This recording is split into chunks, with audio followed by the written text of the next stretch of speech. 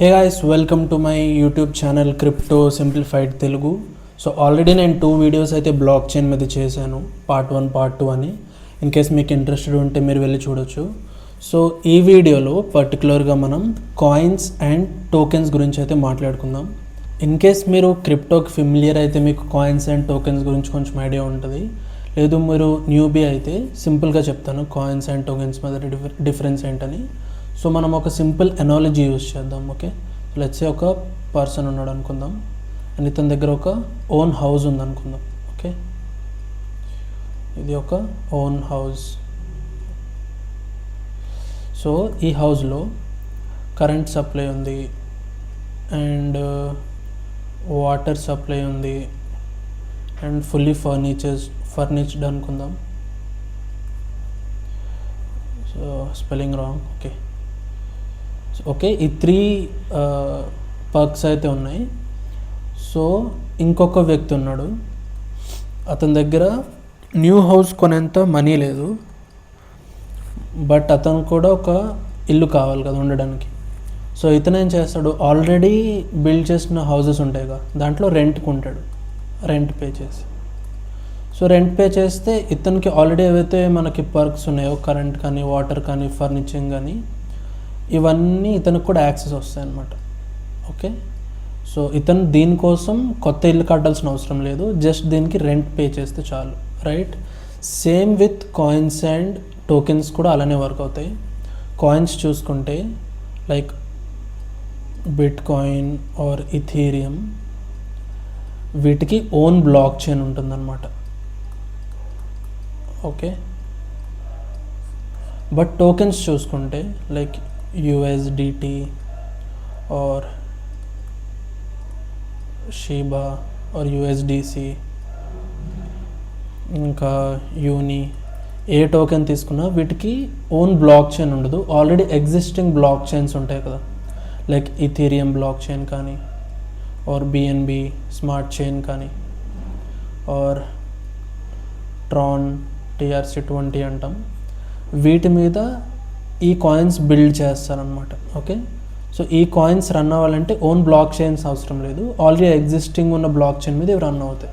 So అందుకే మీరు ఎప్పుడైనా USDT మీరు డీసెంట్రలైజ్డ్ వాలెట్ యూస్ చేస్తుంటే, ఫర్ ఎగ్జాంపుల్ ఇది USDT లోగో అనుకుంటే, మీకు ఇలా ఇక్కడ బిట్ కాయిన్కి ఇలా ఉంటుంది కదా, ఇది బిట్ కాయిన్, ఇది USDT అనుకోండి. సో బిట్ కాయిన్కి మీకు వాలెట్లో చూపిస్తుంది మీ దగ్గర ఎంత వర్త్ ఆఫ్ బిట్ కాయిన్ ఉందని, అండ్ USDTకి ఎంత వర్త్ ఆఫ్ USDT ఉందని. బట్ USDTకి కింద ఇక్కడ ఒక సర్కిల్ ఉండి దాంట్లో ఐదర్ ఈథీరియం ఆర్ BNB ఏదో ఒక లోగో ఉంటుంది అనమాట. ఇట్లా ఇది ఈథీరియం లోగో అనుకుందాం ఫర్ ఎగ్జాంపుల్. ఎందుకంటే ఇదైతే USDT ఉందో ఇది ఇథీరియం బ్లాక్ చైన్కి, ఇథీరియం బ్లాక్ చైన్లో రన్ అవుతున్న USDT అనమాట. ఓకే, USDTలో లైక్ చాలా టైప్స్ ఉంటాయి అన్నమాట. USDT ఇథీరియం ఉంటుంది, USDT ట్రాన్ ఉంటుంది, USDT BNB ఉంటుంది. ఓకే, టోకెన్ ఒకటే బట్ డిఫరెంట్ బ్లాక్ చైన్స్లో రన్ అవుద్ది అనమాట. కానీ బిట్ కాయిన్ అలా కాదు, బిట్ కాయిన్కి ఒకటే నెట్వర్క్ ఉంటుంది, అది bitcoin network. Okay, wait, BTC network, lightning network అవి కూడా ఉంటాయి. నేను దాని గురించి నెక్స్ట్ వీడియోస్లో ఎప్పుడైనా మీకు ఎక్స్ప్లెయిన్ చేస్తాను. సో యూజ్ కేసెస్ చూసుకుంటే కాయిన్స్ అండ్ టోకెన్స్ అని 2 ఎందుకు ఉన్నాయి, ఒకటే ఉండొచ్చు కదా. ఫర్ ఎగ్జాంపుల్ కాయిన్స్ ఎస్పెషలీ చూసుకుంటే పాపులర్ వన్స్ తీసుకుంటే మనకు బిట్ కాయిన్ ఎందుకు వాడతారంటే it's a kind of cash to cash payment type అనమాట, digital gold, like major of పేమెంట్స్కి and store of value,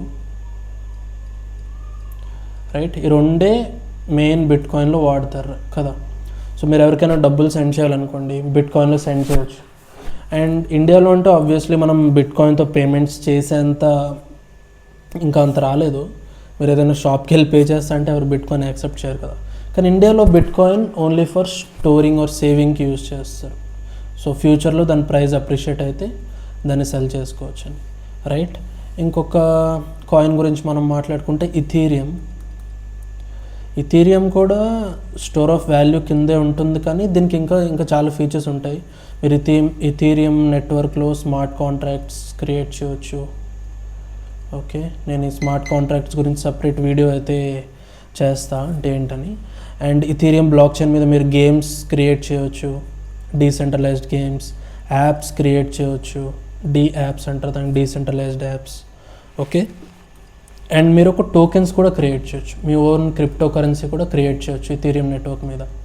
okay, so Ethereum నెట్వర్క్కి ఓన్ క్రిప్టో కరెన్సీ వచ్చేసి ether. Okay, so ఇవి ఒక 2 పాపులర్ కాయిన్స్. అండ్ టోకెన్స్కి వచ్చేస్తే టోకెన్స్లో చాలా టైప్స్ ఆఫ్ టోకెన్స్ ఉంటాయి అన్నమాట. ఐ మీన్ ఒక్కొక్క కేటగిరీలో ఒక్కొక్క టోకెన్ ఉంటుంది. ఫర్ ఎగ్జాంపుల్ పేమెంట్స్లో చూసుకుంటే USDT అండ్ USDC ఇవి పేమెంట్ టోకెన్స్ అనమాట.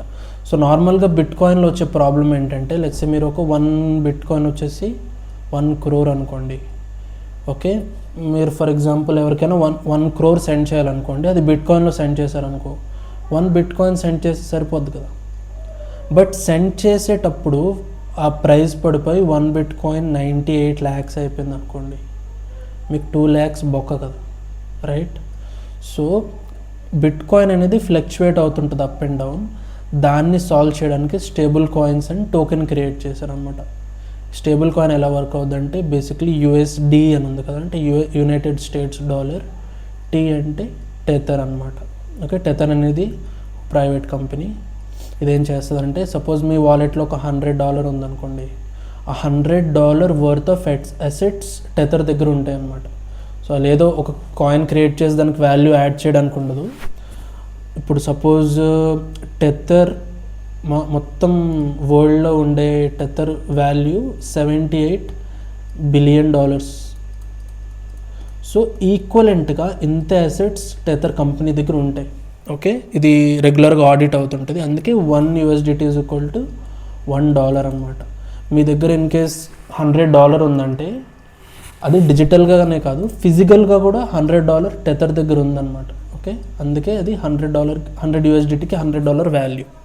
సో ఇది పేమెంట్ టోకెన్స్ అంటారు, బికాజ్ ఇట్ ఈస్ స్టేబుల్గా ఉంటాయి కదా. $1 ఇంటూ 1 USDT అంటే ఈరోజు మీరు ఎవరికైనా $100 సెండ్ చేసినా, రేపు సెండ్ చేసినా, ఎల్లుండి సెండ్ చేసినా $100 వాల్యూ ఎప్పుడైనా 100 USDT ఉంటుంది. 100 USDT వాల్యూ ఇప్పుడు $100 ఉంటుంది. కాబట్టి పేమెంట్స్కి ఇది బిట్ కాయిన్తో కంపేర్ చేసుకుంటే way better.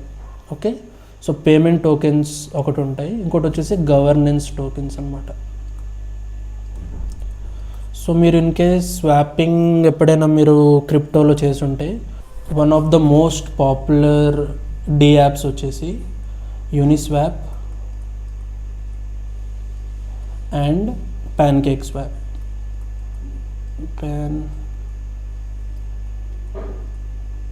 Okay, so Uniswap వచ్చేసి ఈథీరియం బ్లాక్ చైన్ మీద రన్ అవుతుంది, ఈథీరియం నెట్వర్క్ మీద. అండ్ ప్యాన్కేక్ స్వాప్ వచ్చేసి BNB నెట్వర్క్ మీద రన్ అవుతుంది అన్నమాట. సో ఈ ఏదైతే యూనిస్వాప్ ఉందో, యూనిస్వాప్ కూడా ఒక టోకెన్ ఉంది, దాని పేరు యూని. సో దీని యూజ్ ఏంటంటే, ఫర్ ఎగ్జాంపుల్ మీరు యూని కాయిన్ హోల్డ్ చేస్తున్నారు అనుకోండి. సో యూనిస్వాప్లో ఫ్యూచర్లో వచ్చే ఫీచర్స్ ఉంటాయి కదా, అంటే యాప్లో ఫీచర్స్ వదులుతారు కదా, అవి అంటే ఏమేమి ఫీచర్స్ యాడ్ చేయాలి, ఎలా దాన్ని రన్ చేయాలి, ఆర్ ఫర్ ఎగ్జాంపుల్ వీళ్ళ దగ్గర ఏమైనా ఎక్సెస్ ఫండ్స్ ఉంటే ఆ ఎక్సెస్ ఫండ్స్ని ఎలా యూజ్ చేయాలనేది ఓటింగ్ వేస్తారు. ఆ ఓటింగ్లో మీరు కూడా జాయిన్ అవ్వాలంటే మీ దగ్గర యూని కాయిన్ ఉండాలి. ఓకే, ఇది గవర్నెన్స్ టోకెన్. ఇంకోటి వచ్చేసి సెక్యూరిటీ టోకెన్స్ అని ఉంటాయి. ఓకే, నేను గవర్నెన్స్ టోకెన్స్ ఒకటే చెప్పాను, ఇంకా చాలా అంటే ఒక్కొక్క ప్లాట్ఫామ్లో ఒక్కొక్క కైండ్ ఆఫ్ టోకెన్స్ ఉంటాయి అన్నమాట. ఓకే, ఈవెన్ ట్రస్ట్ వాలెట్ మీరు యూస్ చేస్తుంటే ట్రస్ట్ వాలెట్కి కూడా ఒక టోకెన్ ఉంటుంది, దాన్ని TWT అంటారు. ఏంటంటే ట్రస్ట్ వాలెట్ టోకెన్. ఇదేంటంటే ట్రస్ట్ వాలెట్లో మీరు ఏదైనా ట్రాన్సాక్షన్స్ చేసినా, స్వాప్ చేసినా దాని మీద మీకు డిస్కౌంట్ వస్తుంది. ప్లస్ ట్రస్ట్ వాలెట్లో ఏమైనా అప్డేట్స్ చేయాలన్నా మీకు ఓటింగ్ రైట్ ఉంటుంది అనమాట. ఓకే, అదొకటి. సో సెక్యూరిటీ టోకెన్స్ వచ్చేసి, సెక్యూరిటీస్ అంటే మనకి నథింగ్ బట్ స్టాక్స్, బాండ్స్ ఉంటాయి కదా, అలానే క్రిప్టోలో కూడా స్టాక్స్ని మీరు బై చేయవచ్చు. దాన్ని టోకనైజ్ స్టాక్స్ అంటారు. Tokenise stocks. So for example Tesla ఉందనుకోండి, టెస్లా స్టాక్ వచ్చేసి ఐ డోంట్ నో ఎంత ఉందో ఎగ్జాక్ట్గా, $500 అనుకుందాం పోనీ. సో ఇప్పుడు మీరు టెస్లా స్టాక్ కొనాలంటే మీకు ఒక డీమ్యాట్ అకౌంట్ కావాలి, రైట్? డీమ్యాట్ అకౌంట్ ఉండాలి, ఒక బ్రోకర్ దగ్గర అకౌంట్ ఉండాలి, దానికి కేవైసీ ఉండాలి, అంత తతంగం కదా. కానీ క్రిప్టోలో మీరు క్రిప్టోలో మీరు టెస్లాలో ఇన్వెస్ట్ చేయాలంటే టోకనైజ్ స్టాక్స్ అని ఉంటాయి. ఓకే, సో టెస్లాది టోకెన్ ఉంటుంది, అది మీరు మీ దగ్గర ఏదైనా ఆల్రెడీ క్రిప్టో ఉంటే దాంతో కన్వర్ట్ చేసి మీరు దీంట్లో ఇన్వెస్ట్ చేయవచ్చు. సో ఇన్ కేస్ రేపు పొద్దున్నే టెస్లా పైకి వెళ్ళింది అనుకోండి, ఈ టోకెన్ ప్రైస్ కూడా పైకి వెళ్తుంది. టెస్లా షేర్ ప్రైస్ పడిపోయింది అనుకోండి, ఈ టోకెన్ ప్రైస్ కూడా డౌన్ అయిపోతుంది అనమాట. సో అలా సెక్యూరిటీకి టోకనైజ్ స్టాక్స్ అని ఉంటాయి. ఇవి ఏంటంటే బేసిక్లీ ఆ పర్టికులర్ స్టాక్తో పెగ్ అయి ఉంటాయి అనమాట. ఏదైతే ఆ స్టాక్, ఫర్ ఎగ్జాంపుల్ యాపిల్ తీసుకుంటే, యాపిల్ స్టాక్ రేపొద్దున పైకి పోతే ఆ టోకెన్ కూడా పైకి పోతుంది, అది పడిపోతే ఇది కూడా పడిపోతుంది అనమాట. ఓకే, దీన్ని సెక్యూరిటీ, అదే టోకనైజ్ స్టాక్స్ అంటారు. అండ్ ఇంకోటి వచ్చేసి యూటిలిటీ టోకెన్స్. మిడిల్లో పెడదాం, యూటిలిటీ టోకెన్స్. ఇవేంటంటే యూటిలిటీ టోకెన్స్ అంటే బేసిక్లీ ఒక ప్లాట్ఫామ్లోనే వర్క్ అవుతాయి. ఫర్ ఎగ్జాంపుల్ మీరు బ్రేవ్ బ్రౌజర్ యూస్ చేస్తుంటే, బ్రేవ్ బ్రౌజర్ కూడా ఒక టోకెన్ ఉందన్నమాట, దాన్ని బ్యాట్ అంటారు. ఓకే, బేసిక్ అటెన్షన్ టోకెన్ అని. సో ఈ బ్రౌజర్లో ఫర్ ఎగ్జాంపుల్ మీరు ఏదైనా వెబ్సైట్కి వెళ్ళారనుకోండి, ఆ వెబ్సైట్లో మీకు కంటెంట్ నచ్చి మీరు దానికి అంటే ఏమైనా మనీ టైప్ సెండ్ చేయాలంటే మీరు బ్యాట్ టోకెన్ అయితే సెండ్ చేయొచ్చు. ఈ బ్యాట్ టోకెన్ ఎలా వస్తుందంటే, మీకు బ్రేవ్ బ్రౌజర్లో యాడ్స్ వస్తాయి కదా, ఆ యాడ్స్ చూస్తే మీకు ఈ బ్రేవ్ బ్రౌజర్ టోకెన్ అయితే వస్తుందన్నమాట. దాన్ని బ్యాట్ అంటారు, బేసిక్ అటెన్షన్ టోకెన్ అని. ఇది మీరు ఇన్ఫ్లుయెన్సర్కి సెండ్ చేయవచ్చు, గిఫ్ట్ టైప్లో వెబ్సైట్స్కి సెండ్ చేయవచ్చు, అలా అనమాట. దీనికి కూడా ఓటింగ్ రైట్ ఉంటుంది. ఓకే, దీన్ని యూటిలిటీ టోకెన్ అంటారు. సో టోకెన్స్లో చాలా టైప్స్ ఉంటాయి. సో ఆల్మోస్ట్ నేను కొన్ని అయితే కవర్ చేశాను. బట్ కాయిన్స్ వచ్చేసి మెజారిటీగా ఏంటంటే స్టోర్ ఆఫ్ వాల్యూకి అండ్ పేమెంట్స్కి స్టోర్ ఆఫ్ వాల్యూకి మాత్రమే వాడతారు. బట్ టోకెన్స్ వచ్చేసి ఇన్ని ఉంటాయి అన్నమాట. ఓకే, బట్ కాయిన్స్కి బెనిఫిట్ ఏంటంటే ఇవన్నీ కాయిన్స్లో అంటే కాయిన్ బ్లాక్ చైన్లోనే రన్ అవుతాయి కాబట్టి ఏదైతే వీళ్ళు ట్రాన్సాక్షన్స్ చేస్తున్నప్పుడు ఫీ పే చేయాలో ఆ ఫీ మొత్తం కాయిన్స్కే వస్తాయి అన్నమాట. ఫర్ ఎగ్జాంపుల్ USDT ఇథీరియం ఉందనుకోండి, ఇథీరియం బ్లాక్ చైన్ మీద. ఇప్పుడు మీ దగ్గర ఒక 1000 USDT ఉన్నా సరే, ఇది మీరు ఎవరికైనా సెండ్ చేయాలంటే దీనికి ఫీ కట్టాలి కదా, మీరు ట్రాన్సాక్షన్ ఫీ కట్టాలంటే మీ దగ్గర కొంచెం ఇథీరియం కూడా ఉండాలి మీ వాలెట్లో, లేకపోతే ట్రాన్సాక్షన్ అవ్వదు. ఓకే, ఇథీరియం ఉంటేనే ట్రాన్సాక్షన్ అవుతుంది. సో అలా ఎవరైతే ఇథీరియం బ్లాక్ చైన్ మీద టోకెన్స్ క్రియేట్ చేసుకుంటారో దాన్ని యూస్ చేయాలన్నా సరే మీకు ఇథీరియం ఉండాలి కాబట్టి ఇథీరియం ప్రైస్ పెరుగుతుంది కదా, అందరు ఇథీరియం బై చేస్తుంటే. సో అది బెనిఫిట్ ఇథీరియంకి. అండ్ టోకెన్స్కి ఏంటంటే వీళ్ళ ఇన్ఫ్రాస్ట్రక్చర్ వాళ్ళు వాడుకుంటారు, వీళ్ళు బ్లాక్ చైన్ మీద వాళ్ళు బిల్డ్ చేసుకుంటారు కాబట్టి అది వాళ్ళకి బెనిఫిట్. సో బేసిక్లీ చెప్పాలంటే token easy to create. Okay, coin very hard to create. కాయిన్కి వచ్చేసి దాని ఓన్ బ్లాక్ చైన్ ఉంటుంది, ఇదేమో దీని మీద డిపెండ్ అయి ఉంటుంది ఆల్రెడీ ఎగ్జిస్టింగ్లో ఉన్న బ్లాక్ చైన్ మీద. ఇది డిఫరెన్స్. ఓకే, సో ఇంతే గైస్ ఈ వీడియోకి. ఐ హోప్ నేను ఆల్మోస్ట్ అన్నీ కవర్ చేసినట్టే అనుకుంటున్నాను. ఇంకేమైనా మిస్ చేస్తే మీరు కామెంట్ సెక్షన్లో అడగొచ్చు, నేను నెక్స్ట్ వీడియోస్లో ఇంకా ఏమైనా ఎక్స్ప్లెయిన్ చేయడానికి ట్రై చేస్తాను. అండ్ వచ్చే టాపిక్స్లో కూడా మీ దగ్గర ఏమైనా బెటర్ ఐడియాస్ ఉంటే feel free to ask in comment section. డెఫినెట్గా నేను చదువుతాను, రిప్లై ఇస్తాను. సబ్స్క్రైబ్ చేసుకోకపోతే సబ్స్క్రైబ్ చేసుకోండి, లైక్ చేయండి, కామెంట్ చేయండి. Okay, bye.